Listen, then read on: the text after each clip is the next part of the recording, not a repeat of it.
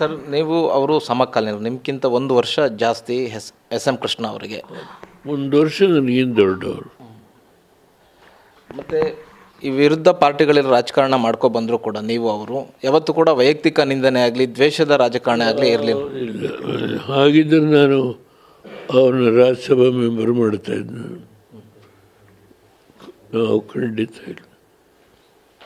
ವಿರೋಧ ಪಾರ್ಟಿಗಳಲ್ಲಿದ್ದರೂ ಕೂಡ ಒಂದು ರಾಜ್ಯದ ಹಿತದೃಷ್ಟಿ ಅಂತ ಬಂದಾಗ ಒಟ್ಟಾಗ್ತಿದ್ರಿ. ರಾಜಕೀಯದಲ್ಲಿ ಆಯಾ ಸಂದರ್ಭದಲ್ಲಿ ಕೆಲವು ಮಾರ್ಪಾಡುಗಳಾಗ್ತವೆ. ಆದರೆ ರಾಜ್ಯದ ಸೇವೆಯಲ್ಲಿ ಅವರಿಗೆ ಅವಕಾಶ ಸಿಕ್ಕಿದಾಗ ರಾಜ್ಯದ ಅಭಿವೃದ್ಧಿಗೆ ಕೆಲಸ ಮಾಡಿದರು. ಎಸ್ ಎಂ ಕೃಷ್ಣ ಅವರು ಅಂತಂದರೆ ಒಂದು ಶಿಸ್ತುಬದ್ಧ ರಾಜಕಾರಣ, ಶಿಸ್ತುಬದ್ಧ ಜೀವನ, ಅದ್ರ ಜೊತೆಗೆ ಒಂದು ವರ್ಣರಂಜಿತ ರಾಜಕಾರಣಿ ಅಂತೇಳಿ. ಅದರ ಬಗ್ಗೆ ವಿಶ್ಲೇಷಣೆ ಮಾಡೋದು ಬೇಡ. ನಾನು ಯಾವ ವಿಶ್ಲೇಷಣೆ ಮಾಡಲಿಕ್ಕೆ ಹೋಗಲ್ಲ.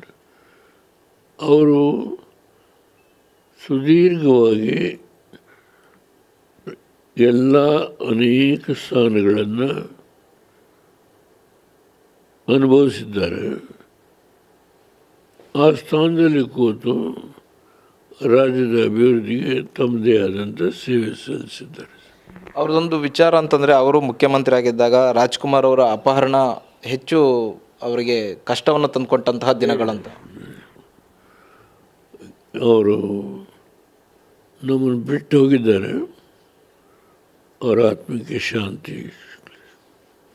ಕಾವೇರಿ ಹೋರಾಟದಲ್ಲೂ ನಿಮ್ಮ ಹೋರಾಟಕ್ಕೆ ಅವರು ಕೈ ಜೋಡಿಸ್ತಾ ಇದ್ರು, ವಿರೋಧ ಪಕ್ಷದಲ್ಲಿದ್ದರು. ಇದ್ದಾರೆ ಸುಮ್ಮನೆ.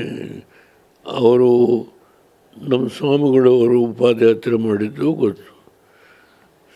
ಅದೆಲ್ಲ ಬೇಡ ಈಗ. ಅದರ ಅಷ್ಟು ಹೋಗ್ತಾ ಇದ್ದೀರಾ ಸರ್ ಬೆಂಗಳೂರಿಗೆ? ನಾನು ಹೇಳಿದೆ, ಸುದೀರ್ಘವಾದ ರಾಜಕಾರಣ ಮಾಡಿ ಹಲವಾರು ಸ್ಥಾನಗಳಲ್ಲಿ ಕೆಲಸ ಮಾಡಿದ್ದಾರೆ. ಅದರಿಂದ ಆ ಎತ್ತರಕ್ಕೆ ಬೆಳೆದಂಥ ರಾಜಕಾರಣಿ ನಮ್ಮನ್ನು ಅಗಲಿ ಹೋಗಿದ್ದಾರೆ. ಅವರ ಆತ್ಮಕ್ಕೆ ಶಾಂತಿ ಸಿಗಲಿ. Okay sir, thank you.